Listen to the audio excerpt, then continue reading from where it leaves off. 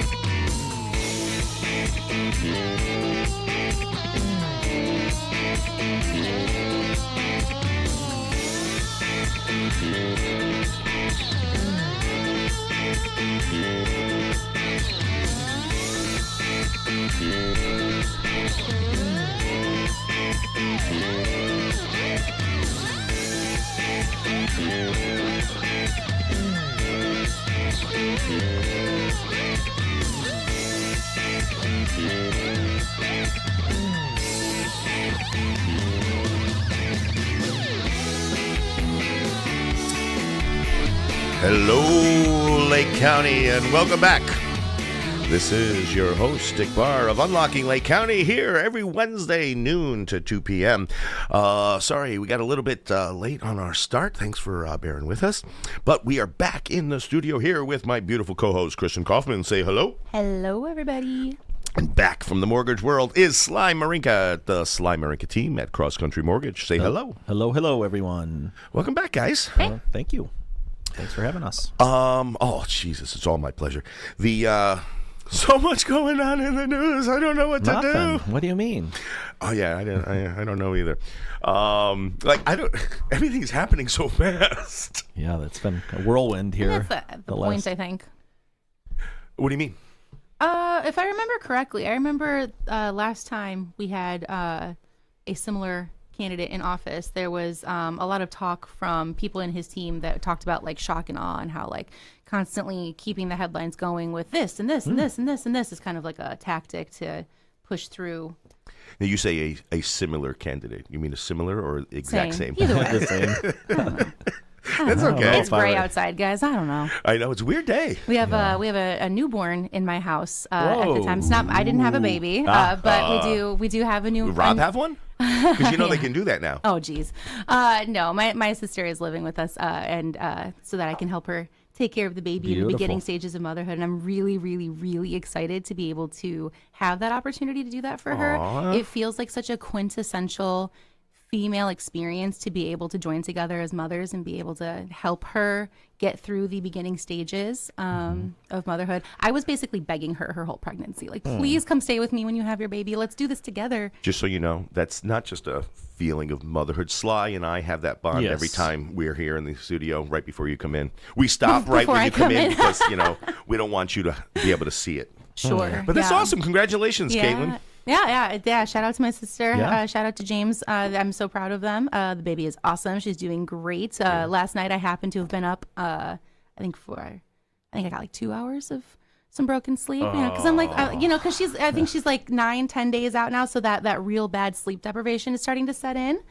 and so she had that sort of dazed look in her eyes, like maybe she's underwater. And she's like, "Yeah, you want to hold her?" I'm like, do you want to go sleep for a little while, knowing that there's a grown-up watching your baby so you can like actually turn your brain off? And she's like, oh my God, like no hesitation. She's like, yes, please.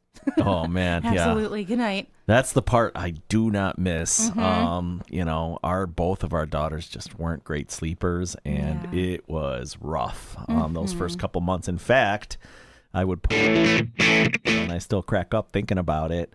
I bought an air mattress and a pillow and a blanket to work.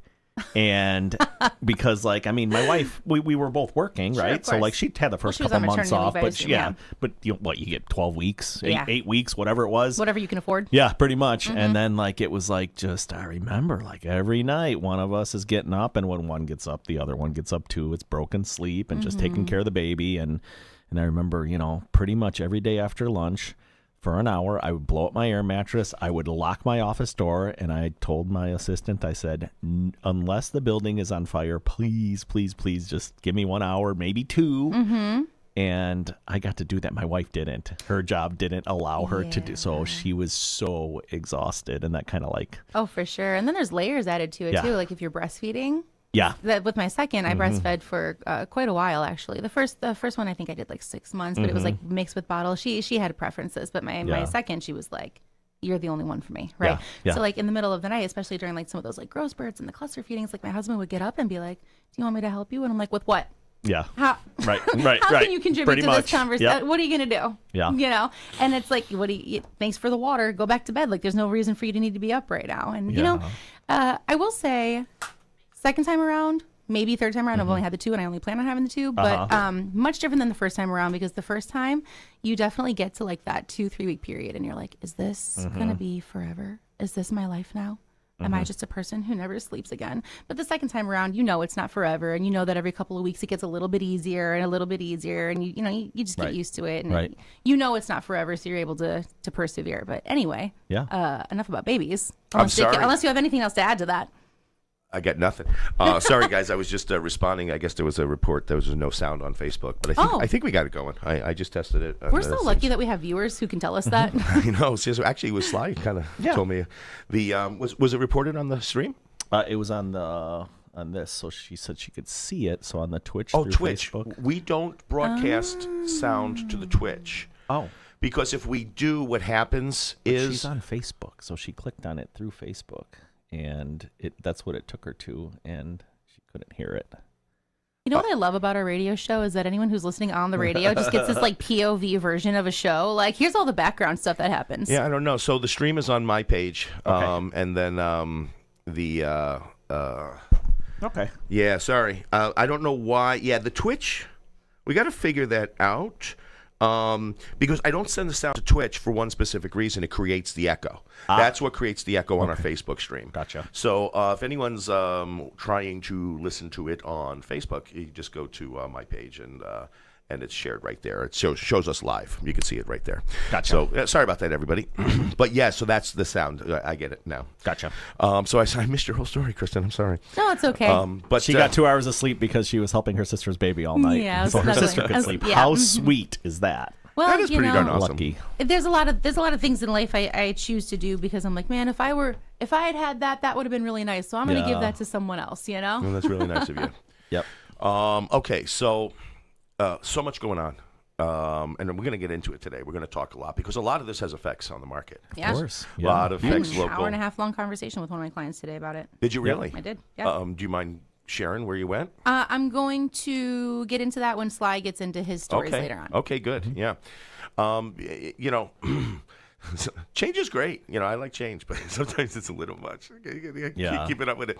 But I'll be honest, I'm looking at a lot of these things from kind of the government bloat and all the things showing up in the U.S. aid and what was being spent on and how much was being spent. I can't say that I'm sad that a lot of that's going away. Right.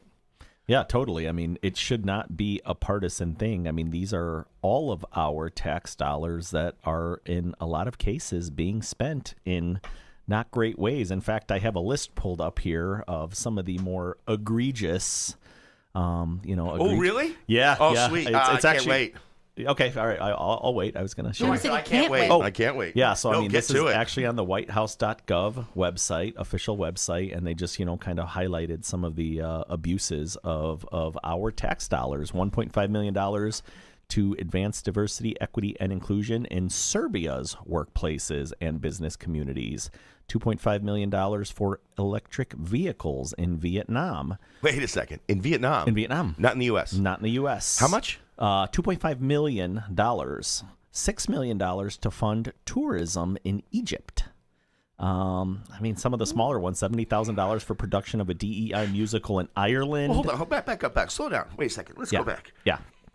$2.5 million for other people to tour Egypt. $6 million. That was the $6 million. Yeah, $2.5 million was for Vietnam for electric vehicles. Okay. Yeah. Okay. Yep. I mean, so does that mean as an American citizen, since our government's paying for the tourism, we could all travel free to Egypt? I don't think that's what it means, Dick, and that's, I think, part of the reason why this should not be a partisan thing. I just think that there are some major abuses, and this is not any one side of the spectrum. Is they're all doing it equally, right? So it's like, why is this even becoming a partisan thing? We should all want some of these. Are some of the abuses. things that you mentioned things that are currently on the chopping block?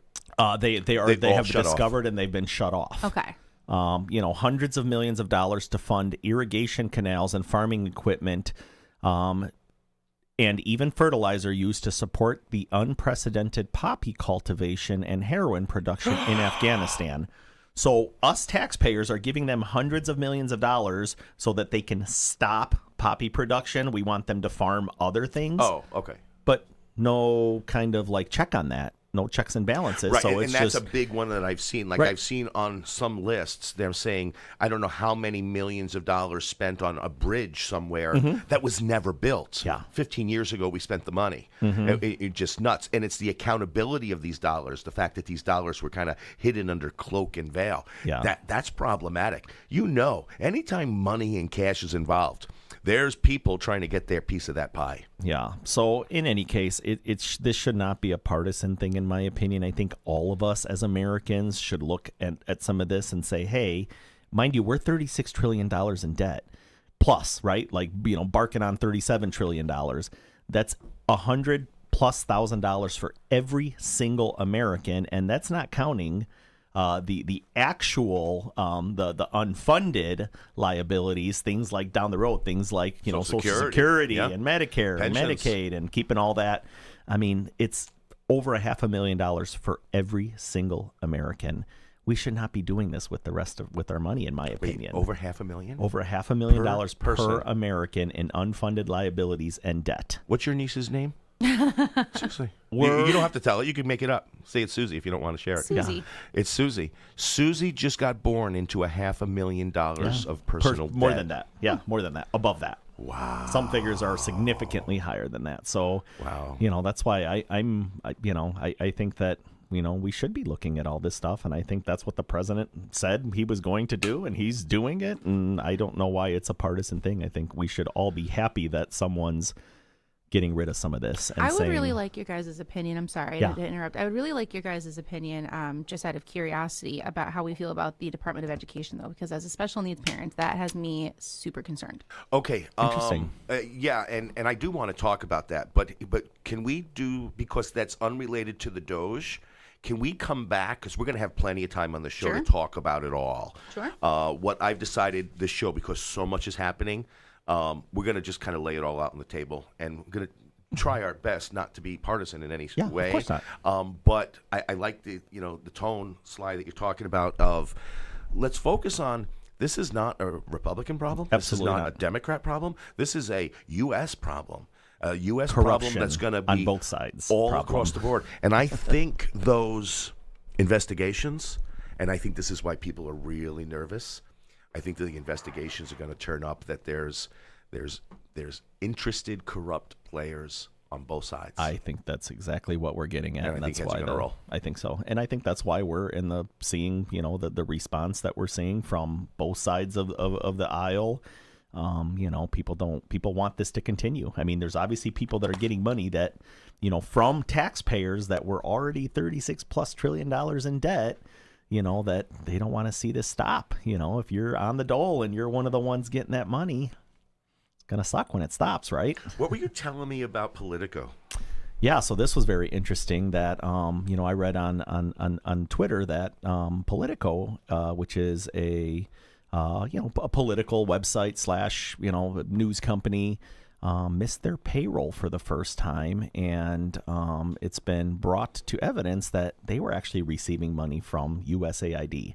So taxpayers are paying for, and they've been slanted pretty liberal and pretty left over the last however long, and it's like, we should not be paying for that. If you can't support your magazine, your newspaper, with your advertisements and subscriptions, that shouldn't be the taxpayers that are footing the bill for that. Well, the taxpayers should not be paying for bias reporting, period. Correct. Right? It should be open, honest journalism. If I'm not even, it almost sounds like I support us funding news organizations, and I don't. Right. If their model doesn't work, they should go out of business, period, end of story. Period. Right?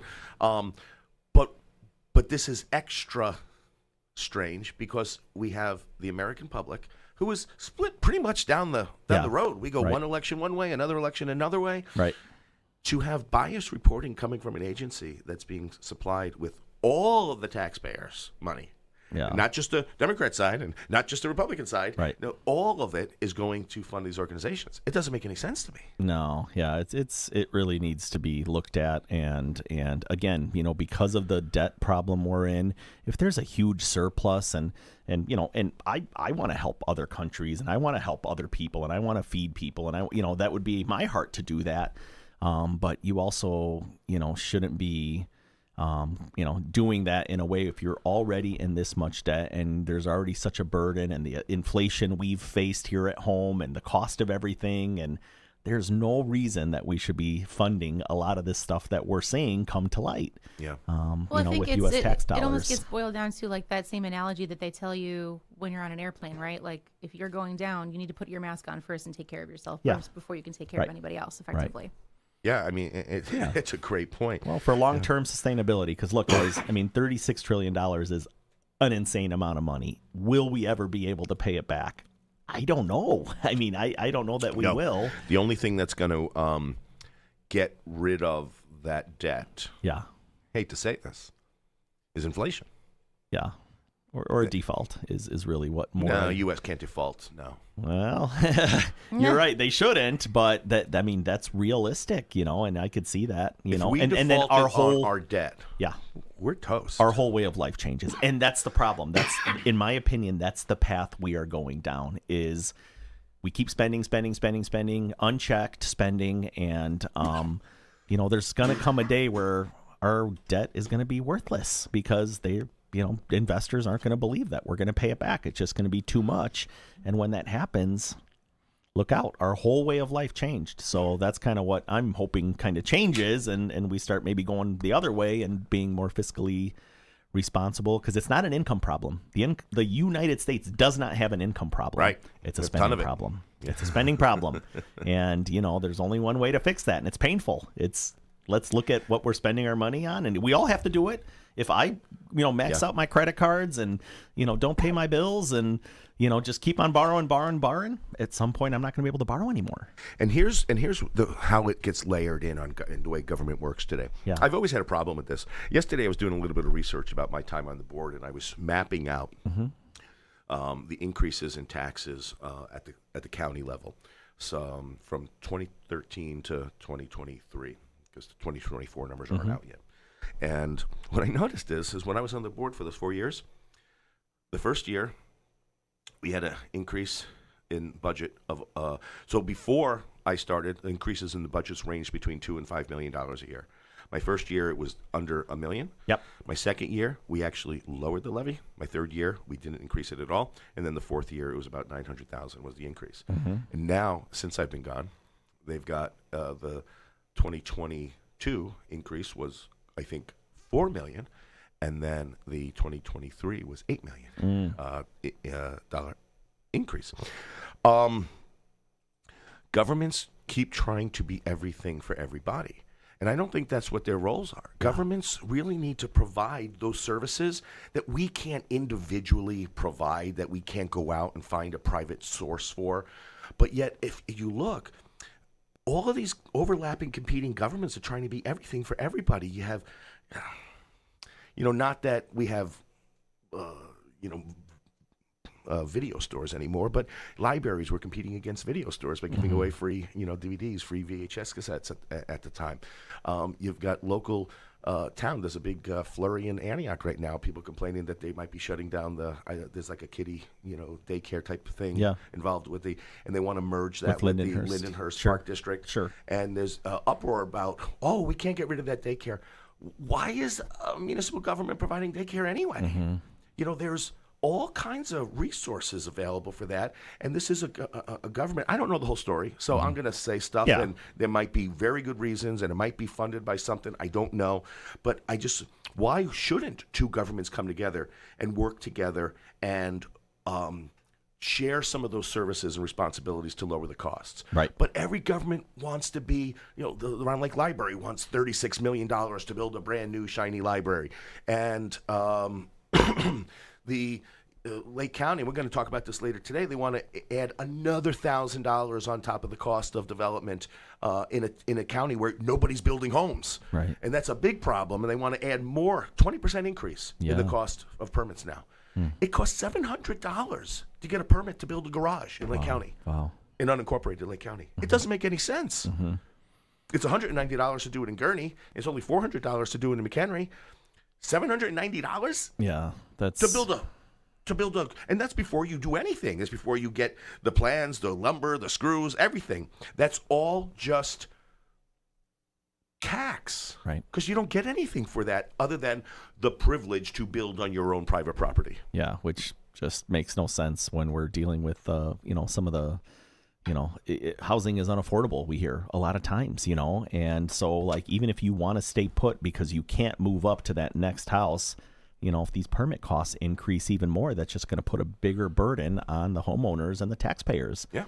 And when is enough? And yeah, it's interesting stuff. I mean, interesting times to see. I hate that it's so politicized. I wish that we could, find a common ground and look at it together and both sides of the aisle and say, hey, if there's some spending issues, we should resolve them and we should fix them. And, us as taxpayers should demand that from our representation. I couldn't agree more. And this gets back to the issue of once you start giving money to one organization to do one certain thing, that money is now spent forever. Yeah. And it'll never get taken away. And then next year, the next organization wants $1 million to do it. Right. Oh, they're getting it, so we deserve to get it. And now the government's just starting doling out all of this money for nonsense. Yeah. Some of it, absolutely. I'm willing to bet if I go through USAID 100%, list, I'm going to find stuff that well, that makes sense. Yeah. Yeah. They give food to people that need food. They give, I saw one of their big things is HIV treatments to countries where people have HIV and they can't afford it. 100%. Send it. We want that. But there's other stuff that you're like, whoa, like that's now getting to the point where is that really necessary? Again, when you're already $36 trillion in debt, probably not. Sometimes you have to make the decision to turn off the cable. Yes. And sometimes, because if you don't, they're going to turn off your lights. Right. Right. Sometimes you got to start cutting, and you got to get to a point where it makes sense.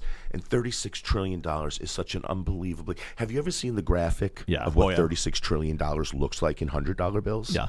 It's unbelievable. It's zoomed out, and it's like something like 100 semis long by 100 semis wide by 100 semis tall, filled with $100 bills. That's $36 trillion. I thought that was $1 trillion. I'm pretty sure that, if I remember correctly, I'm pretty sure that's like $1 trillion, 1,000 billion, and it's an absurd amount of money. And the fact that we even know what the word trillion means from a dollar perspective is insane to me. Right. And really I remember when it was $1 billion was like an insane amount of money where it was like, whoa, it was like, this guy's a billionaire. How is that possible? Or, with debt and with money and, growing up, like the B word was, bad. And now it's like, we throw around $1 trillion like, it's here's another trillion, It's just $1 trillion. Who cares? Right. It's gotten to the point where, and it's, we still look at trillion as a large number. Yeah. But we don't look at billion as a large number anymore. Right. Right. We think a billion, just $1 billion. Right. Oh, they want 3.6 billion? No problem. Right. And what's hard about that is you can be like, Elon Musk is going through all these, all these numbers, right? And he's like, oh, look at this waste, this waste, this waste. And you're like, I found myself at 20 down the list. Well, it's only 30 million. Right. Me too. I did the exact same thing. I'm like, who cares about 500,000, whatever, even though it's, for breeding, cats in Indonesia, whatever, it's only 500. But that's funny how you're desensitized to. Totally. That's literally dollars that we're all paying. Yeah. We should be like, what the heck? 36 million. If you think about it, do the math. 36 million. You need 3 of those to get to 100 million. So that means you need 36 million things to get to just 1 billion. And that means you need 36,000 $30 million to get to a trillion. And now times that by 36. Yeah, it's insane. Have you ever gone through your budget? You're like, oh, we're tight this month. We got to start, knocking stuff off. I'm like, well, I pay $13 a month for, not having ads on my YouTube. Well, I'm going to cut that out, right? I don't really need that. That's a luxury. Okay, did we fix the budget? Yeah, no, right. Well, and it's important, and the reason why we talk about this is because, like in my line of work, this is what I do all day long. I look at people's, bank statements and tax returns and pay stubs and W-2s and try to help guide them on how to, get to where they want to be homeownership wise. And, I got to say, if I would have no customers if my customers spent money the way our government does. And it's on both sides of the aisle forever. As long back as you could look, there's just been this, let's spend. So I want the listeners to know that's why we're talking about this, because, it's not this is not a political hit job on any party or anything like that. I think it's in general, we should all, as American citizens who love this country, we should all be concerned. I couldn't agree more. We're going to take our first break. We'll be right back. Unlocking Lake County with Dick Barr will return in just a few moments after these important messages. Don't touch that dial.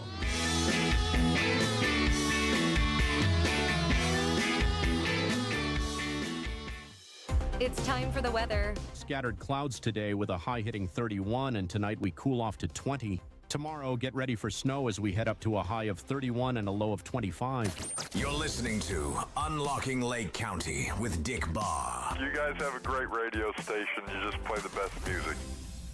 Open-Off Auction Service in Round Lake reminds you to raise your awareness of the importance of being proactive in the fight against cancer. Due to improvements in detection, treatment, and public awareness, deaths due to lung, colon, breast, and prostate cancers are being reduced. Cancer is a tough topic for people to confront, but if you take the time to be informed, you can greatly reduce your risk. This from Open-Off Auction Service in Round Lake, working to make our community even better. Remember, an ounce of prevention is worth more than a pound of cure. You're listening to Unlocking Lake County with Dick Barr.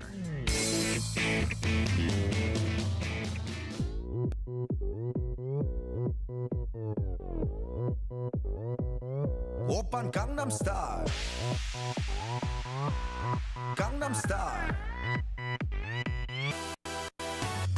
낮에는 따사로운 인간적인 여자 커피 한 잔에 여유를 아는 품격 있는 여자 밤이 오면 심장이 뜨거워지는 여자 그런 반전 있는 여자 너는 선호해 낮에는 너만큼 따사로운 그런 선호해 커피 식기도 전에 원샷 때리는 선호해 밤이 오면 심장이 터져버리는 선호해 그런 선호해 아름다워 사랑스러워 그래 너 hey. 그래 바로 너 hey. 아름다워 사랑스러워 그래 너 hey. 그래 바로 너 hey. 지금부터 갈 때까지 가볼까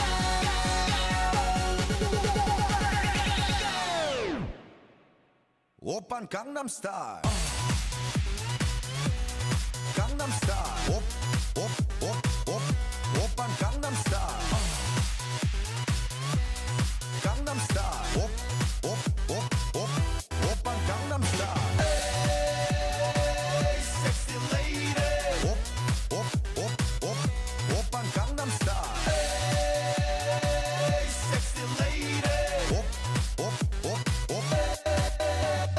성숙해 보이지만 놀 땐 노는 여자 이때다 싶으면 묶었던 머리 푸는 여자 가렸지만 웬만한 노출보다 야한 여자 그런 감각적인 여자 나는 선호해 점잖아 보이지만 놀 땐 노는 선호해 내가 되면 완전 미쳐버리는 선호해 근육보다 사상이 울퉁불퉁한 선호해 그런 선호해 아름다워 사랑스러워 그래 너 hey. 그래 바로 너 hey. 아름다워 사랑스러워 그래 너 hey. 그래 바로 너 hey. 지금부터 갈 때까지 가볼까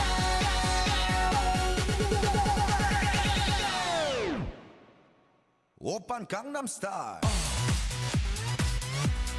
강남스타일 오빤 강남스타일 강남스타일 오빤 강남스타일 에이 섹시 레이디 오빤 강남스타일 에이 섹시 레이디 뛰는 놈 그 위에 나는 놈 베이베 베이베 나는 뭘 좀 아는 놈 뛰는 놈 그 위에 나는 놈 베이베 베이베 나는 뭘 좀 아는 놈 You know what I'm saying 오빤 강남스타일 섹시 레이디 오빤 강남스타일 섹시 레이디 오빤 강남스타일 You're listening to Unlocking Lake County with Dick Barr. Your favorite show right here on 98.3 FM. 98.3 The Life.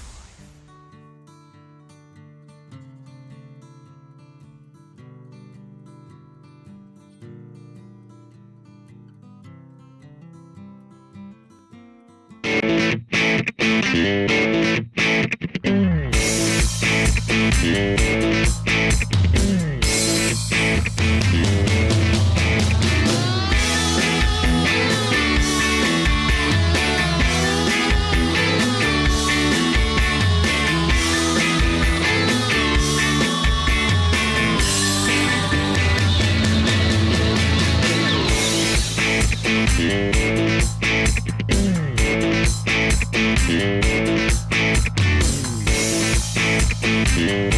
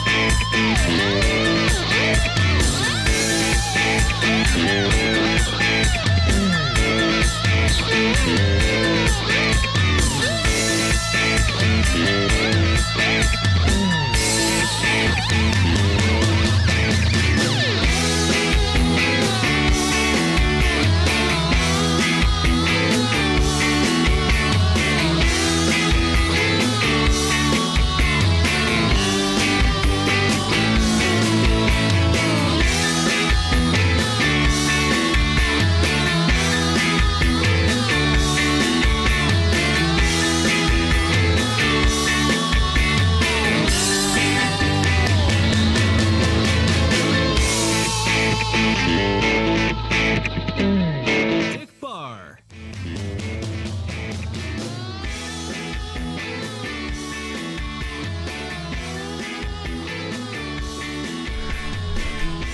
Okay, welcome back. This is your host, Dick Barr, with Unlocking Lake County here on, it's becoming a sunny, beautiful Wednesday. And I'm here with Christin Kaufman. Hey. And Sly Marinca. Hello, hello. Sorry, the energy is different this week. Having all kinds of technical issues over here. So I accidentally let the copyright music go out off of my Facebook streams too. So I'll get a ding for that. Get all the bugs out today, right? Because next week is our 1-year anniversary. Yeah. And there's no room for mistakes once we're on our 2nd year. That's it. No, and we started what, on Valentine's Day last Yes, year, we right? did. Mhm. Yeah. Okay, cool. Now, starting next week and leading all the way up to the election, it's gonna do a special bit every week. We're gonna have a local candidate in here to talk I'm about. so excited I about love that. Yeah, what they're running for. So we've already been in touch with the races in Antioch. Oh, cool. Township race, Lake Villa Township race, a Round Lake mayoral race, and there might be Round Lake Park mayoral race too. Not Atlantic Beach? There's not a competitive race. Good. So this is for competitive races only, and we will be. This is how it's going to be. These are not going to be hard-hitting journalistic pursuits. What we're going to do is just... He's looking at me when he said that, folks. Yes. I have a tendency to ask questions, and like sometimes I don't even think that they're hard-hitting questions, and then like it turns out that I totally threw someone off, and they're just like, Well, so I think Oops. because we are a community radio station, the purpose of of us doing this is not to moderate a debate, right? It's literally to say, welcome them in, introduce themselves, and let them talk about who they are, what they're running for, and what their visions are. Mm-hmm. And then we're going to leave that to the public to question whether they're credible, believable, whether or not they want to vote them, likable. Exactly. Mm-hmm. Yep. Yeah, especially because it's not like we're hard-hitting journalists. Yeah. No. We're realtors. We're realtors, exactly. And, I know from personal experience that if I were to turn the guns on hard-hitting journalism, it's going to come from a biased place. Oh, for sure. And I don't want anyone to feel uncomfortable coming here. Mm-hmm. You know what I'm saying? Yeah, absolutely. Yeah. So it's just what it's going to be. So if you're running in a contested election, local in our listening range, you can email me at db@dickbarr.com. That's db@dickbarr.com. And let us know what you're running for. And if we've got room, we've got to send the invitation out to you and your opponent. So that's a rule that we're going to be going by. Doesn't mean both of you have to participate. Or come at the same time. Or do you do? No, I don't want to. I didn't think so. At the same time. No, that's what. Yeah, so it doesn't mean you have to come at the same time. Right. No. It just means your opponent doesn't have to accept the invitation to come on the show, but we just have to make equal access available to both sides. So that's what we're going to do. Yeah, so it's going to be interesting. We're going to learn, I think, a lot about some of our the governments of our local communities. Awesome. And give an opportunity for that. So that starts next week and leads all the way up until before the April 1st election day. Exciting. Yeah. So let's get back on track, because I'm really interested to hear what Sly's got to talk about this week on his... why is that still playing? Hold on a second. I know we why. gotta get all our bugs out for the last show of our calendar year. We're not doing this next week. No more mistakes next week. There we go. The Mortgage Minute with Sly Marinca and Cross Country Mortgage on Unlocking Lake County with Dick Barr. Hello, everybody. Welcome back. Thank you for listening. Wanted to talk a little bit about what's going on in the mortgage world this week. We'll start with the current 30-year fixed average interest rate nationally is sitting at 7.05%, just down 2 ticks from 7.07% last week. We had an inflation number that came out on Friday in line with expectations, so that was nice. It wasn't above expectations. So hopefully we see inflation start to trend downward, which is really what the markets are looking for right now. I was talking to Dick ahead of the show here, and we're really in kind of a stage where things aren't moving a lot. We're looking for direction on inflation. The markets are looking for that. We have seen the 10-year Treasury yield trend downward to 4.425% currently. That's down pretty significantly over the last 30 days, but we haven't seen mortgage rates follow.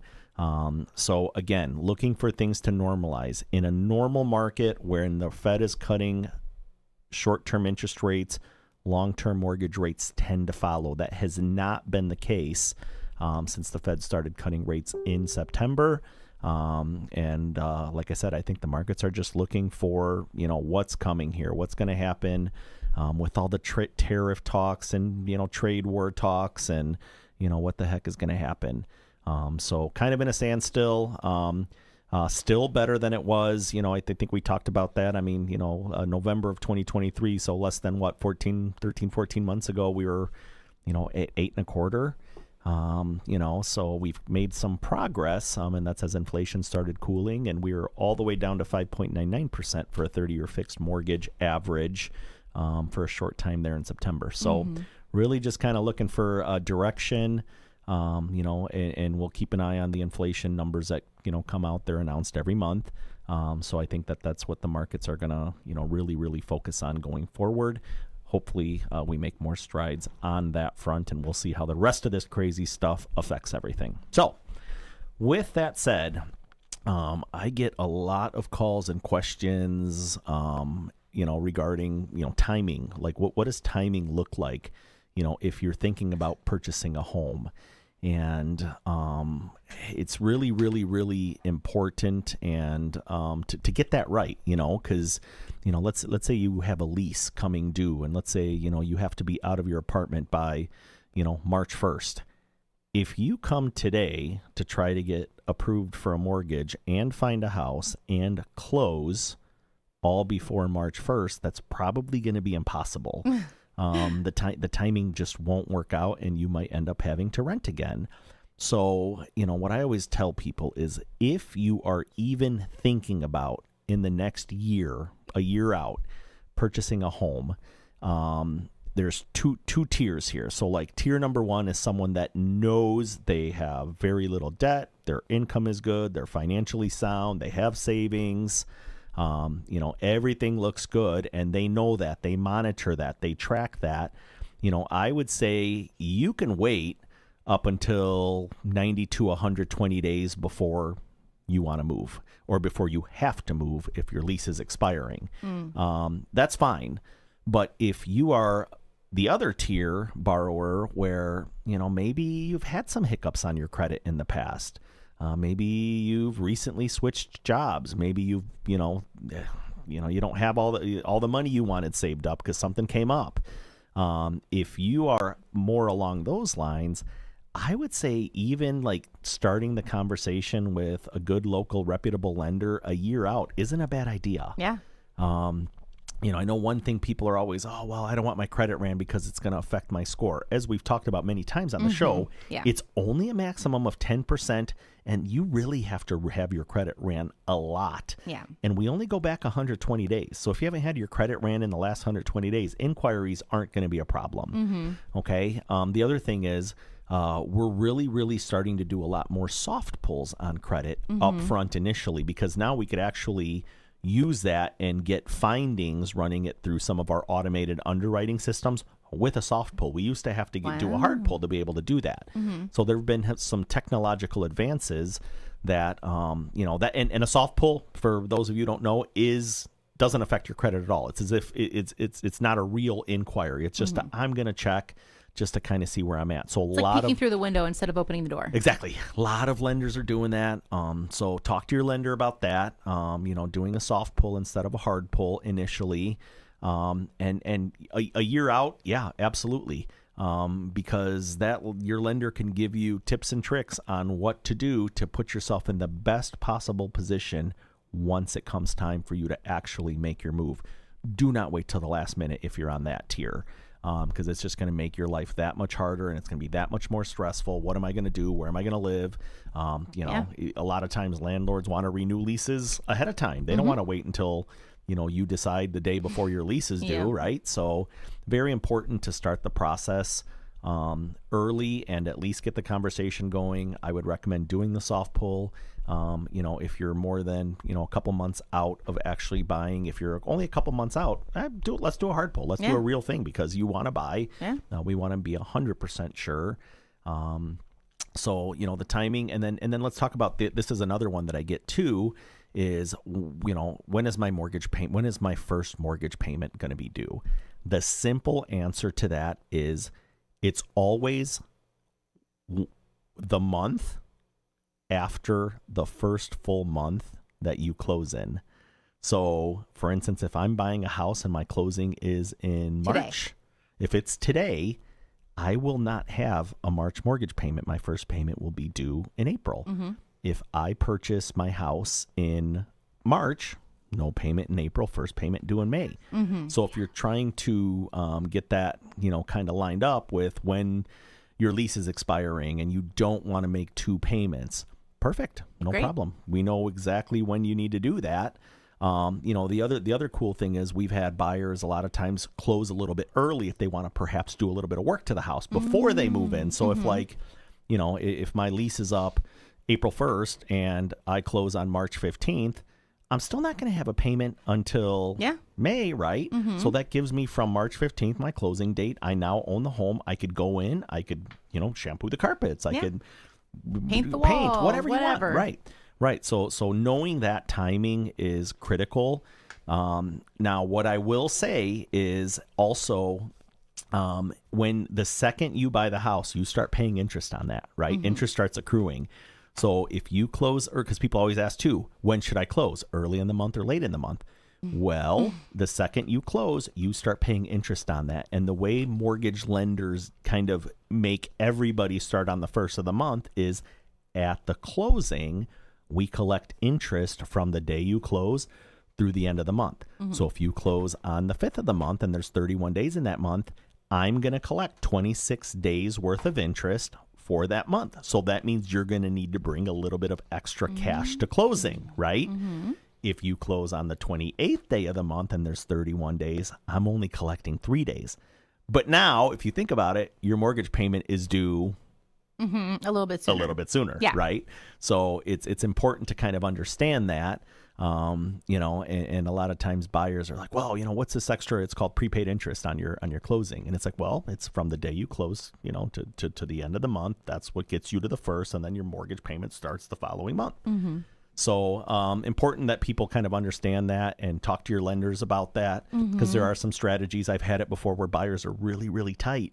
And it's like, okay, well, let's move your closing to the, closer to the end of the month so you don't have to come up with that, extra interest. And I've had buyers before that say, hey, we like the fact that we're not going to make a mortgage payment for almost 2 months if you close very, very early in the month, right? And then there's one other thing that it's now gets really techie, and that's where you do an interest credit, and there's sometimes where if you close like on the 2nd of the month, you could actually, the lender will pay you a day of interest and your mortgage payment starts the next month. So, but don't worry about that. It's very rare that happens, and not a lot of people want to do that anyway. So in any case, your first payment is always due the first of the month after the first full month of your closing. Almost every mortgage company has a built-in 15-day grace period on their payments. So I get borrowers all the time that, oh no, I was late. Well, you're technically late, but if it's within the first 15 days of the month, no one's going to do anything about it. No one's going to say anything about it. There's not going to be any additional fees. Now, most lenders, if you're day 16 through day 30, are going to charge a late fee. And that could be as low as 4% all the way up to 6%, depending on your lender, of the principal amount you're paying every month, principal and interest, I should say. So that could really add up if you're if you're late every month and, it's an extra $100 a month, do the math. You know, that's $1,200 a year out of your pocket if you're paying between the 16th and the 30th. So not ideal to do that. And then the stinker is if you go past the 30 days. Yeah. Now that's without at least a phone call. Even if you do the phone call, if you're 30 days late, more than 30 days late, it is going to be reported on your credit. So say that number again. 30. So, and the crazy thing is, if the way they do it is, even if there's 31 days in the month, if you make the payment on day 31, you're 30 days late. Yeah. So, and that really impacts your credit. And I've had borrowers, call me on day 29 and, oh, hey, I forgot to make the payment. Hey, no problem. Pay it. Send in the late fee. There's going to be a late fee. I could help calculate that. Send it now. Don't wait, because you don't want to be, having that spot on your credit that's going to be on there for 7 years, and mortgage late payments are not treated well on credit reports. Yeah. So important that buyers, home buyers, and people paying mortgages know that. The grace period is 15 days, up 15 to 30, 16 to 30. You're going to pay a late fee. After 30, you're still going to pay the late fee, and it's going to whack your credit. Yeah. So, I want to add something to the beginning part of your points. So you talked about how there's kind of two different tiers of people. If you're somebody who's really on top of things and you know that you're good, you can wait. And somebody, if you've had some financial hiccups along the way, do it early. I also want to talk about a third group of people that I think people don't really know that they're one of these people until they're in this situation. Even if you're someone who hasn't knowingly had any financial hiccups, but you're not someone who closely monitors your credit, or you're not someone who stays on top of that because you've never needed to, and you just assume that your credit is good, you should still have that conversation early. Do not assume that you're good if you're not someone who stays on top of your credit. Absolutely. Because there are a lot of little things that could have made a big difference, right? Like whether you paid off your student loans and that's a closed account that had an effect on your credit that you hadn't considered, or there's a medical bill that maybe you didn't realize was put in your name, or there's maybe some fraud that you weren't totally aware of that's affected your credit, and that could deeply affect your outcome. So I just want to caution anybody who isn't super involved in their credit to consider themselves to be one of the people who should call someone early to make sure that they're good to go. And that's actually something I wanted to touch on too, because 9 out of 10 times it's one thing you said: medical bills. We've all been there. We've all been to the doctor. We've all had, and you get bill after bill, and this one says don't pay this, and then this one says, well, you pay, and it's just like, what on earth am I paying? And if you're not all over that, those could quickly turn into, well, you haven't paid this bill, and now it goes as a medical collection. And I've had people before where their credit scores were 100 points lower than they thought they were going to be over a $30 copay at at a doctor's office. And it is so aggravating when that happens. I have great news though. Just this past January, so a month ago, January 7th, actually, the CPFB finalizes rule to remove medical bills from credit. It was headline news. I actually shared it on my social media because I was so excited about that, because of all those times those stinking medical collections screwed somebody over and they got a higher interest rate because of it, or they weren't able to buy because of it.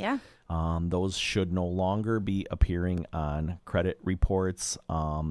I read it was effective immediately, but I don't know. I've still pulled a couple credit reports and have seen those on there. So yeah, so I guess my follow-up question to that would be, does that mean that moving forward it will no longer affect credit scores, or it will backdate anything that was already affecting credit scores? I will get back to you on that because I'm not sure. When I read it, it made it seem like it was like a new thing that they were going to be doing going forward. But does that mean that every credit report I pull will not have that anymore? Right. Or is it for if it's a In the new future. collection? Right. That was the part That's my guess. Like with absolutely no knowledge, that having worked in debt collection, and I mean, I have a little bit of knowledge of that, but like just my guess would be it's probably any new accrued medical debt. I will find out for sure. Actually, I'll probably find out during the next. I'll read about it during the next commercial break and let you know. But yeah, that was the one thing that derailed so many. Not derailed because I mean we could always get around it, and it's not like you have to pay the medical collections. But I mean, it sucks if you think you have great credit and then you go and your lender says, "Oh, you're on the third tier, and now your pricing is worse and your interest rate is higher, or you have to come up with more money at closing to buy down your rate because of a $30 doctor bill." Like that's silly. Yeah. And there have been so many times too where people are like, "No, I paid that. I know I paid that," and then they furnish proof that they paid it, and sure enough, it shouldn't be on their credit. Yep. So I think that's the whole. Or bills that were actually supposed to get sent to the insurance company, and it's just like floating in limbo, and then you realize this is still on my. Oh my gosh! Okay, I guess I'll go take care of it. Yeah, we've seen that so many times over the Right. years. You come up with the receipts. Can you get around that? So what you do is you can, but a lot of times, if you're on a 30, so like the credit bureau ultimately has to remove it from your credit. That's the bottom line. That could take time, Yeah. right? So again, if you're like closing in 30 days and you've already, you found a house or you're ready to buy now, and it could take time, and your rate might not, be able to, go up to where it should be in a short period of time. If you have a year to work on it, yeah, we could probably get that taken care of. We prove that you paid it. Right. We get that removed from your credit. Your scores go back up. Even more the reason to start early. Yep. I wonder if there's any legal recourse. Someone who's affected by that could cost them a lower rate if rates are on the rise. So I mean, I think once you make them aware that it is an error, I know they have a very short time frame to fix it. And that was a law that was passed that, because the craziest thing is, and I've seen this and it drives me insane, is these companies, these collection agencies are so quick to put a collection on your credit, but it's like pulling teeth to get it removed. All I need is documentation showing that it was an error or it was taken care of or it was deleted. They act like they don't have technology. When you say, "Hey, I need a letter," they're like, "Oh, well, we'll fax it to you, in 7 to 10 business days, or we'll mail it to you." It's like Pony no. Express is coming by. Yeah, no, it's like you put this on my credit, like at a whim, and you're telling me you can't give me proof that, and it's so aggravating. Oh, we'll send a letter in the mail, you'll get it, in 30 days. No, I'm buying a house now. I want my credit score now. Like, so that's just not our priority right now. And that's what it is. I feel the same way about banks when we're selling a house and you're trying to get your loan payoff. Some banks won't even let the attorneys call and say, "Hey, what's the loan payoff amount?" So we know what to put on the closing statement. Oh, we will mail it to you. Yeah. Like, No. No. Right. This Right. technology. We've got technology. Yeah. I know you have it. Right. Exactly. Well, and they're always worried about, email is insecure. Well, there's a way you could make email secure. That every email server has, a way to do that. And, we should all get with the times, and, people shouldn't be getting, their credit scores dropped over something silly like that. And it's very aggravating. I hate to see it. I think Bish might be in one of my computers. I've got on the automation screen over here on the left. I'm just kind of standing here. Usually this has got the automation going. It shows what songs are playing and it's going to play next. And all of a sudden I see the mouse start moving around. But I had it switched over to this screen because had to start the stream for it. So he's okay. No, he's in it. Hi, Bish. Anyway, we're going to take a break. Yep. Thanks for that, Sly. If we have any more questions, we'll get you on the way back, but we'll be right back. Unlocking Lake County with Dick Barr will return in just a few moments after these important messages. Don't touch that dial.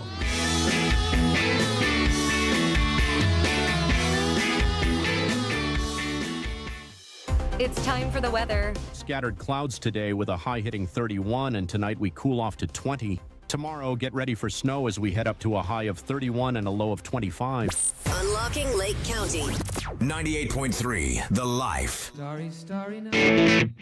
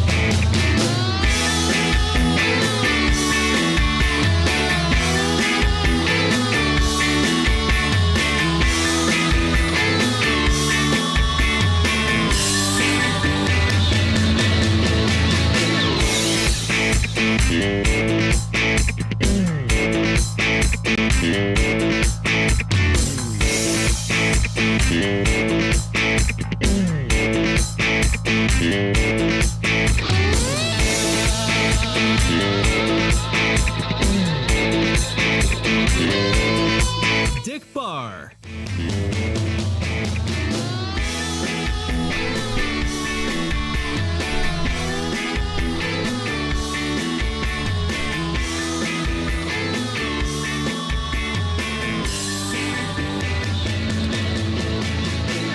Hello and welcome back. This is Dick Barr, your host of Unlocking Lake County, here with Christin Kaufman Hello, everybody. and Sly Marinca. Hello, hello. Okay, welcome back. Thanks. The sun continues to shine. It's hard to believe. What are the estimates on snow we're getting tonight? Does anyone know? There's snow tonight.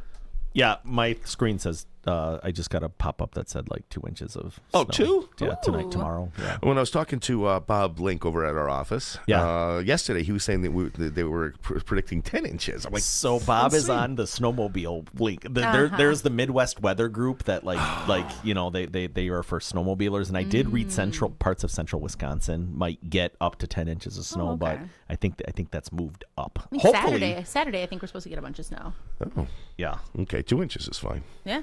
But I think it's mostly overnight. I saw the plow trucks just passing by the windows here, laying the brine they put on the streets, keeping our streets safe and not slippery. But let's jump back. Kristen, you asked the beginning of the show. What did I ask? Our thoughts on what's happening with the Department of Education. I did. You want to get into that a little bit? Talk about what your concerns are, and Sure. let's see. Because I don't have all the answers, but I'd like to know what the questions are. Hold on. What was that you just said? I'm always right. I think he just said I don't have all the answers. No, I'm always that right. might be a record here. No. Remember, once I thought I was wrong. Turns out I was mistaken. Yeah, so there are concerns on my end as a special needs parent, and definitely large concerns within the sphere of special needs parents that I'm in. I hear a lot of concern about that. And I have admittedly a very loose understanding of how my daughter receives accommodations, right? And just from the perspective of most special needs parents, right? We don't get like a breakdown of that. We don't know where things are coming from. We're just told, oh, there's not enough funding for that. There's not enough funding for that. Oh, we can't do that.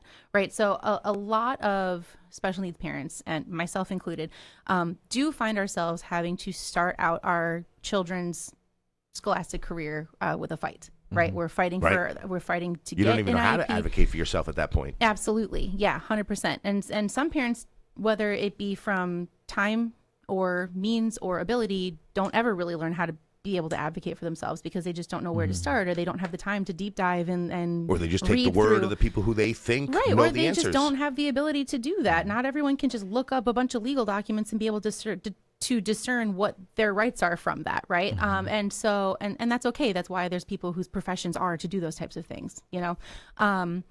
But a lot of times our kids start off their scholastic careers with us having to fight to get them an IEP. We have to fight to keep them in their school. If the school wants to relocate them, we have to fight to have certain accommodations made for them, sometimes pretty reasonable accommodations. And so you get that IEP, right? It's finally going well. You're tweaking it. You're making it work as your kid develops. You're changing it as your kid is changing. And then you hear the Department of Education is going to be shut down. Yeah. And that could affect IEPs. And it, without having a ton of knowledge of knowing exactly how you receive your accommodations, that is a gut punch. Yeah. Right? Like having to picture your kid navigating their way through school without their aid, or having to now, it's kind of unfathomable not knowing what would happen, right? And so much of special needs parenting is already having to accept that you can't see the future of your kid yet and having to just get there when you get there. So having that extra level of uncertainty is so scary. Yeah. And all I know on a personal level at this exact moment, right, because I'm willing to admit when I don't know things, is that the Department of Education, from my best understanding, is not responsible for the actual implementation of like your IEP, right? Like your IEPs are generally protected, I believe, and your 504 plans are protected. But the Department of Education, I believe, is responsible for holding schools accountable to those IEPs, and is responsible for the distribution of payment for the employees that are actually on the ground working with your children. And so there are people that are also worried, like aides that are worried about losing their jobs. Yeah. And other various employees of school that are crucial to the day-to-day lives of specifically special needs kids, but also just kids across the board, right? That are worried about losing their job and worried about the kids that they spend all their time with. And that, I think, is just the biggest concern for parents right now, specifically from the perspective of special needs parenting. Gotcha. Okay. Interesting. Yeah. And I totally agree with you that, that does sound scary if you're in a position where, you're needing, that 100%. And I did a little bit of research and I did discover that, basically the Department of Education has several functions. They do send money to U.S. public schools. Now, when you own a home and you pay real estate taxes, a good chunk of your bill goes towards the local schools, right? But above and the Fed portion is like tiny of the budget. So it's 6 to 13% of your school district, right? But within that, there's Title I, which provides money to help school districts that serve lower income communities. In 2023, the Education Department received $18 billion for Title I. And then there's also the Individuals with Disabilities Education Act, which provides money to help districts serve students with disabilities. And in fiscal year 2024, that department received $15 billion. So that's a lot of money, right? And I think if you topple the whole thing and get rid of the whole thing without addressing that, that's a critical thing that I feel like is needed. Maybe we should, think of maybe not toppling the whole thing, but figuring out a way how to how to cut maybe some costs, but really the main thing that they do, student loans. They administer student loans. So the Department of Education, when so here it says the Department of Education is not only responsible for managing the federal student loan portfolio, which amounts to approximately $1.6 trillion in student loan debt, it's also responsible for the mechanism that gives students access to college financial aid. Which is the free application for federal student aid, or FAFSA. So that's really what they administer, is helping people, get college student loans. So a couple of things I want to jump in on, because I don't anyway, I don't know all the answers, right? Sure. Okay, but to address what you had said, Sly, the we haven't seen the order yet. We don't know what the order looks like, right? And we know that the president can't use executive power to get rid of the Department of Education. Right. It's an act of Congress. Right. Yep. Must be an act of Congress.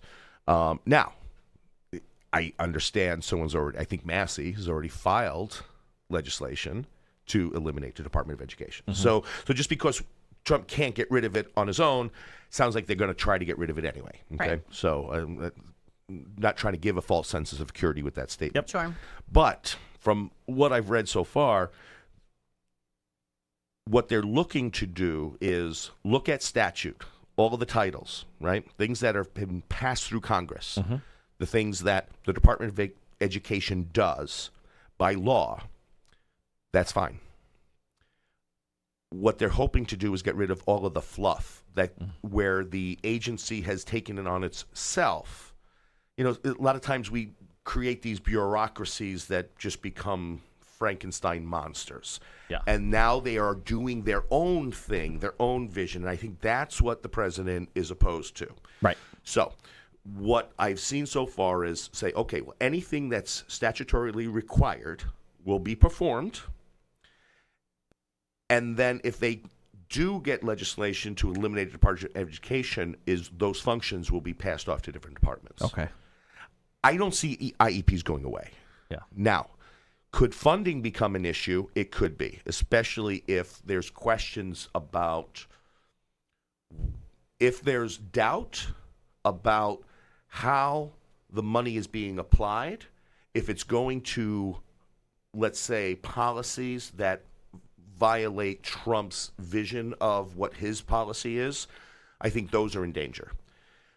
Those are going to be things probably along the lines of DEI, ESG type stuff, things that don't align with his policy direction. Yeah. IEPs, I don't see them going anywhere, but I don't know. I don't know enough about the Department of Education to know exactly what this means.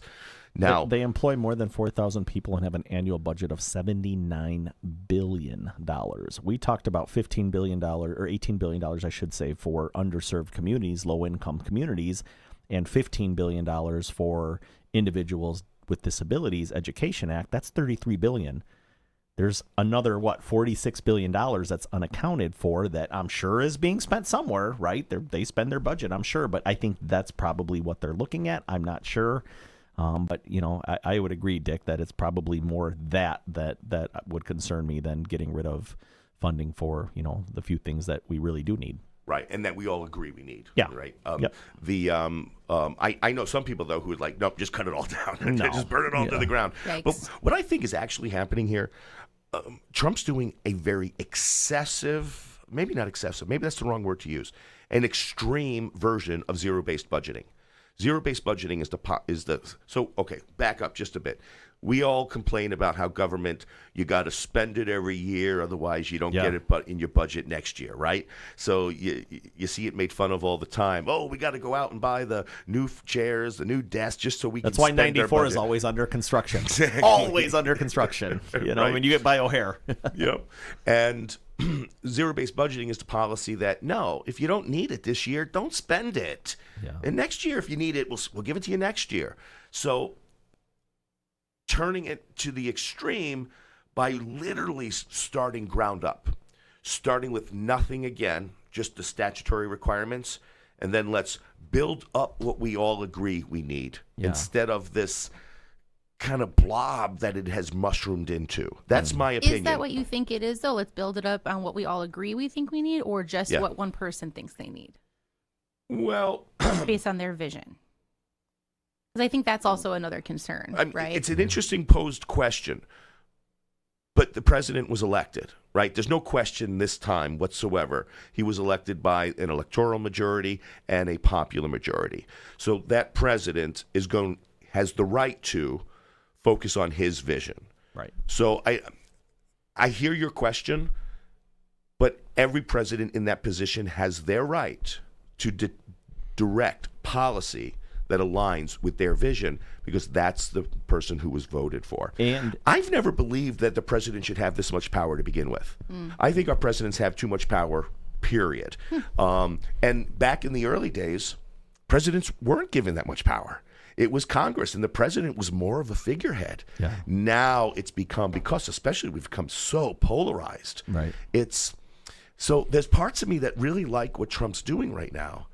The part I don't like, he's amassing more power into that office, and I don't want more power into that office. Everything is executive action now. Everything's by executive. It used to not be that way. Right. You know, like I don't know when it got to like, hey, I'm just going to, and the previous administration did the same thing. Trump did it before that. I mean, it's been like that for a while where it's like, oh, whatever I want, I'm just going to do an executive action. Yeah. I mean, even with some things that shouldn't be that way, you know, like striking, you know, Somalia or, you know, like Syria or whatever, you know, it seems like it's just going that's been happening for a while now, and it should definitely not be that way. But to back up your point about, you know, the mandate and like, and they were talking about this Department of Government Efficiency before the election. Right. We knew that this was coming. It wasn't a surprise. Did we think it was going to be this soon? No. I mean, it's like, but I'm happy it is. Bull in a china shop, you know. And I wake up every morning like, what did he do today? Yeah. Like, what new layer of corruption or infestation did he crack open and expose today that we can address? It's like, it's literally pulling a Band-Aid off. Yeah. Wow. And I would be happy, you know, like, again, for me, it's not partisan. This isn't a partisan issue. I think every American should be concerned with how our tax dollars are being spent and the amount of debt this country has, when it shouldn't be that way. We should, no matter what side of the aisle you're on, and even if this happened to be a Democratic president doing the same thing, I would be all for it. You know, I don't care about the politics part of it. I care about, we should be more fiscally responsible. We should spend within our means, just like my clients do that qualify for homes. I have to tell people no all the time. I'm sorry, you can't buy a house. You can't realize that you're going to be renting for the next 5 years because you don't pay your bills on time. And, you know, so far we've been able to pay our bills on time. My fear is that there's going to come a day where who's going to buy our debt? You know, who's going to buy our debt? If we continue down this path, it's unsustainable. And if you think about it, China has been kind of like a predatory lender. Oh, for sure. Almost like they know. It's like, hey, let's keep buying their debt, buying their debt until the day that we can't pay it. And then guess who gets to take over? Yeah. That scares me too. Yeah, absolutely. I mean, there's just way too much of it, and there's too much fluff. I mean, I think we should all be happy that someone is getting rid of the fluff. Whether it's Donald Trump or whoever, I'm just happy that someone's looking at, you know, the budgets. Now, what I don't want to see happen is, you know, other forms of spending that we don't agree with, you know, coming into this. I hope there's not like a void of okay, well, now we saved all this over here. Let's spend over here. Replace it. And because, I mean, that seems to be what happens with government a lot of times, unfortunately. And I will change my tune in a heartbeat and say that this is ridiculous if that starts to happen. I'm so glad you put it that way, because it's exactly, I'm glad to see this getting back to bedrock. Yeah. If they start building up nonsense, even if it's nonsense that I'm like, yeah, that's kind of cool. Yeah. Like a new Bear Stadium would be really cool, but I don't want government spending money on it. Absolutely right? not.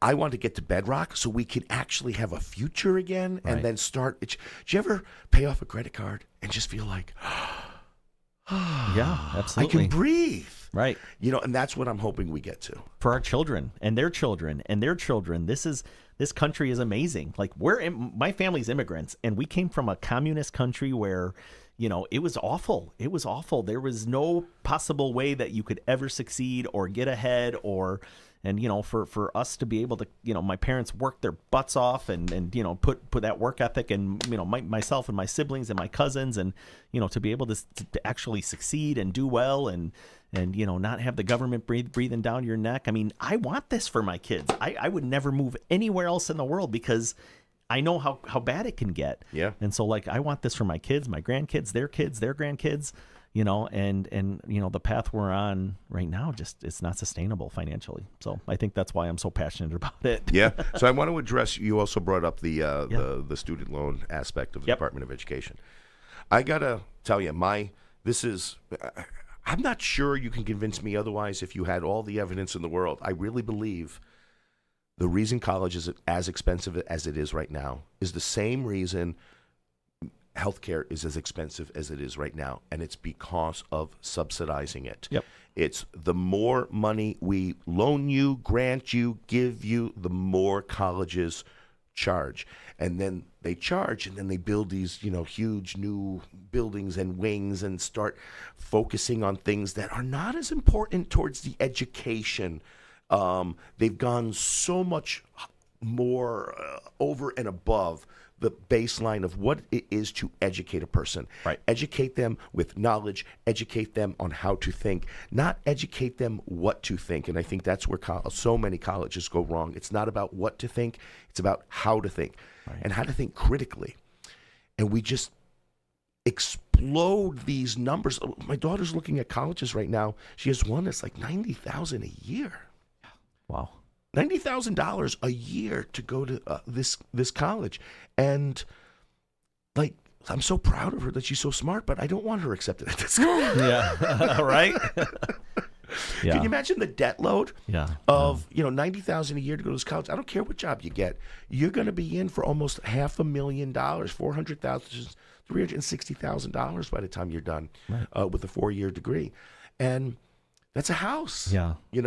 And you really know that much more than you did if you went to, NIU or right. And that's what I see that on people's credit all the time, the student loan debt that people are carrying, and it just doesn't math, right? Like your income, for your $250,000 student loan doesn't jive with what your monthly payment is from getting that. So again, income levels haven't gone up with the rate of college tuitions, right? And if you don't get a scholarship to pay for it and you're on the hook for it, I don't even know if it's worth it to go to college. And I did go to college. And that's the thing that's looking, and I see it every single day, guys. This is what I look at. I look at people's credit. I see their student loans. I regularly see $100K plus student loan debt with incomes $60,000 to $70,000 a year. And it's like, how long it's going to take you to pay that back. And, so again, if you're getting scholarships and if you're getting, that's one thing, but if you're on the hook for it and you're going to have to pay it back, incomes are not climbing as fast as college tuition rates are. And then we throw in how many kids went to college, those big expensive schools. Yep. And they graduated with these degrees in, I don't know, underwater sneaker repair, right? No marketable trade where they could actually go out and make money. A lot of these, you're only qualified to teach what you learned, but there's no real life practicality for that career or profession. Or if there is, it's such a small opportunity where they only need a few people to fill that role within a society. So I think we should be pushing back on our young people today when you make that decision to go to college. And I got no problem. You want to go to college? Go to college. Look at a vocational career too, because the trades, they do great. Yeah. Very little amount of education needed. You make a ton of money. But you want to go to college? Go to college. But be smart about what you're there to study, what your major aspect of study is. Look at what are the careers. If you get out of there, are you going to be able to make money to be able to pay it back? Otherwise, it's kind of a fruitless experiment to go and spend a lot of money. Right, and have fun. When you come out and you're knowledgeable. Right. In what? Who cares? No one knows. No one cares. Right. And also I have pulled up right here. Did you know that there are more than 14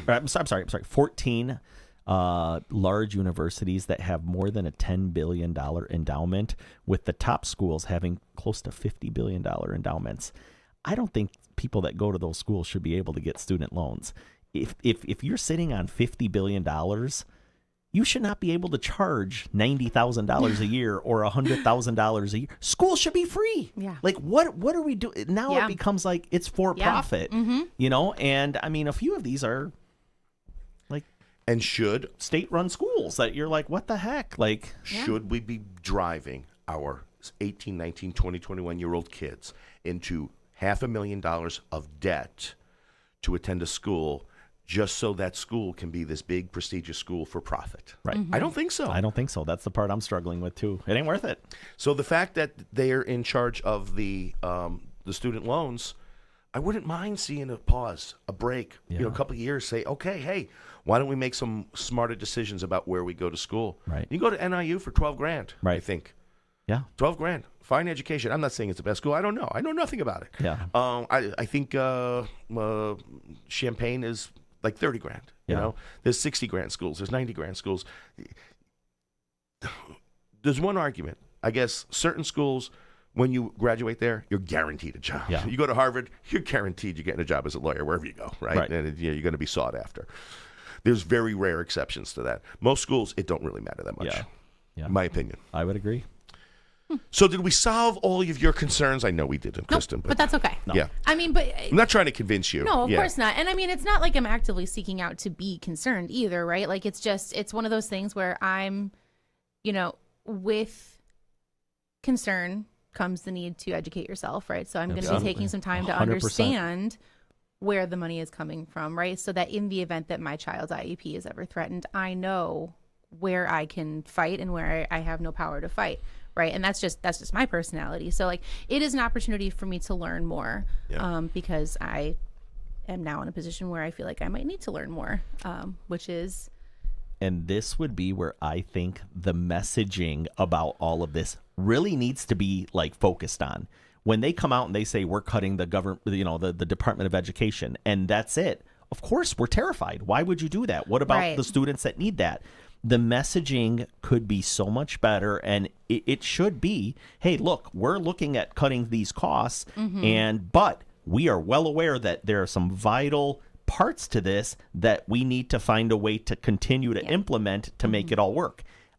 That to me would solve all of these problems, because I believe most Americans are in the same boat where they kind of want to see things change financially. I think that's why Trump got elected. Yeah. In a lot of it, it's like people are sick of seeing their tax dollars and seeing, these huge deficits every year. And, if I lived the way the government does, I'd be broke. I'd be bankrupt, and I think, it's on a path towards that if they don't change things quickly.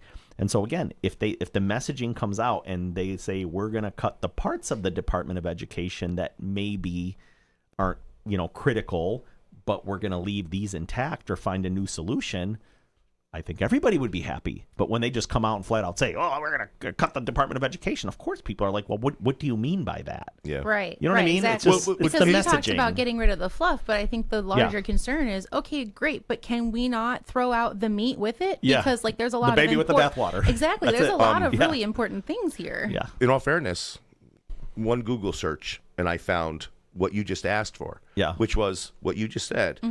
No, we're not throwing it all out. Here's what we're going to do. We're going to bring it back down to statutory requirements, and then we're going to figure out where else it can go, right? But there's still going to be. It's not them messaging. That's the problem. I'm getting. We're getting it through the media filter, right? Correct. How is the Hysteria. media presented? It's like the fascist salute of Elon Musk. Okay, yeah, it looked weird, but it wasn't. I disagree. I think that looked bad.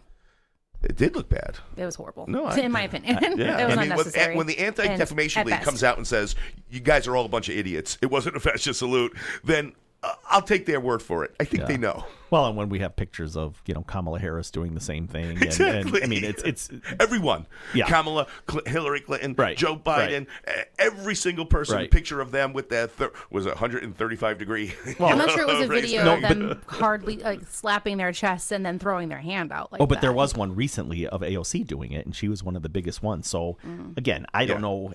I didn't read it that way. I didn't see it that way. I mean, nothing I've seen. Well, for the record, anyone that I saw doing that, I would think is abhorrent. Anyone. Oh, okay. You know what I mean? you're- Anyone doing a salute like that intentionally, I think would be horrible, no matter who it is. Well, I think intent. But you're implying that he was intending it to be a fascist salute. That's nonsense. Sure. It was, I love you, here's my heart. That's what it was. which is done all the time. Which is done all the time, right? But because it's Elon Musk and because it's Trump, it must be a Nazi salute. It's absolutely ludicrous. Right. I agree with that. And there are videos and of other politicians doing the same thing recently, and they weren't called out for it. So again, it's like a double standard, and it's the media spin. So if you're saying you Googled that and you see that they're talking about the Department of Education, but they're going to keep the critical parts of it that we all think should be there, right? Why are we getting that message of, they're going to chop it, from They're going to chop the whole thing up. They're leaving a part out that I don't. Again, why? Why are we doing this? Right. Well, and it's like the last week's press secretary when there was all that worry about if Medicaid was going to get cut. Yeah. And then she was being asked directly, does this include Medicaid? And she's like, Medicare is going to be left alone. And you're like, right, yeah. Okay, but we're asking about Medicaid. Yeah, two different things. And there was either a lack of knowledge on the difference between the two or an intentional avoidance of the question. And it kind of continues to create that same panic and fear. Right. I want to jump back real quick. This happened a couple of years ago. I went to a listing appointment right here in the beach. Yeah. And I went to the house, and as I'm entering the house, there's a swastika on the door. And I was mortified. Oh, come on. I'm not joking. I had gone in. Do you know what? The swastika is a meaningful symbol to certain cultures. Yeah. Who still use it because they don't see what. So we have this way of looking at things through a lens of, we know that symbol is evil. But there's people who like, no, that symbol is actually symbolic and important to us that existed way before that. So just the fact that something looks like something does not make it that thing. I guess that's my point I'm trying to get at. But I wanted to go back to Sly. Does IDA still have that program about student debt? Where they can, the Smart Buy program, where they'll get rid of up to $40,000 in student loans, but it's got to be all of it.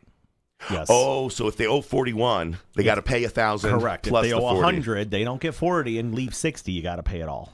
Okay, so if you have 40 or less, yep, or the ability to get it to 40 or less, you can get a loan to buy a house and get an additional $40,000 to pay off your student loans. Correct. Now, does the total have to equal the appraisal? House purchase price plus the 40. So this is a complete benefit. Correct.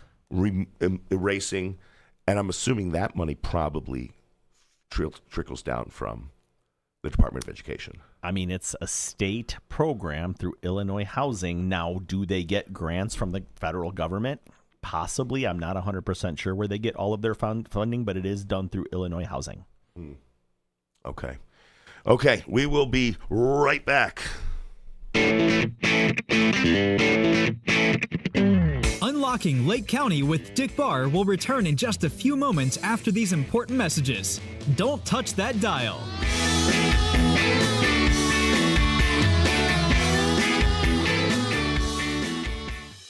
It's time for the weather. Scattered clouds today with a high hitting 31, and tonight we cool off to 20.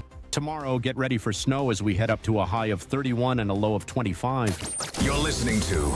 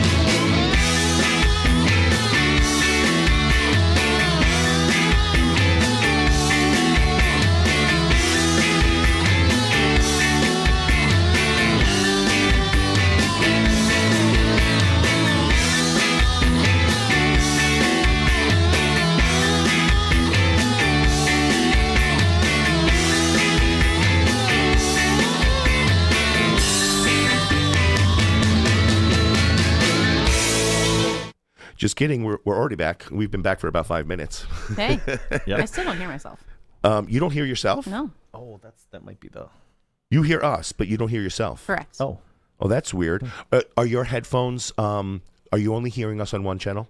I was hearing you the whole time up until now. No, do you hear us on one ear or 2 ears? I hear you on one ear. Yeah, that's why. So, because your mic only comes in on one channel, it's a mono line. So, if your headphones are one, it. I don't. Here we go. Oh, really? Because I don't put it on the other ear. Oh, it was user error. Okay, awesome. Well, guys, thanks for joining us. Next week, we start our political candidate interviews from different mayors running, different supervisors running, and that's going to be a lot of interesting. I think we're going to learn a lot as we talk to them. I'm so excited for that. Yeah, I really am, because while I have differing opinions on things that are going on like a large scale, because truthfully, I try to educate myself on the things that I understand, and I'm willing to admit that there are things I don't understand. Sure. I'm super interested in the things that are happening right here, right now in our community that affect our actual day-to-day lives. I'm really, really excited to start talking about that kind of stuff. Yeah, I mean, all politics are local. I've always believed that. I would rather our locals have more power than our feds, to be honest with you. Wow. I always thought, it should trickle up, not trickle down. It offends me that the state gets all our money and, trickles a little bit onto our municipalities. Mm-hmm. I think it should go to the municipalities, and the municipalities should send it up. Yeah. Right. Because what happens locally is the thing that affects us the most. So and we're not going to solve everything, but we're going to come close. Yeah. Perfect. Absolutely. So anyway, thanks again, Lake County, for joining us. We'll also have some more Unlocking Mysteries. We had a cool conversation with a ghost hunter, and we're going to start inviting them on. We're going to talk about more mysterious places of Lake County as we move on in our show. But thanks for joining us, and you guys have a great week. That's a wrap on today's episode of Unlocking Lake County with Dick Barr. Thank you for joining us on this journey through the heart of our community, exploring the ins and outs of real estate and meeting the people who make Lake County truly remarkable. Remember, every property has a story, and every community member holds a key to unlocking our county's full potential. Don't miss out on discovering more hidden gems and expert insights. Make sure to tune in every Wednesday at 12 noon for another episode of Unlocking Lake County with Dick Barr. Until then, keep exploring, keep dreaming, and keep unlocking the possibilities that await you in Lake County. Thank you for listening, and see you next week.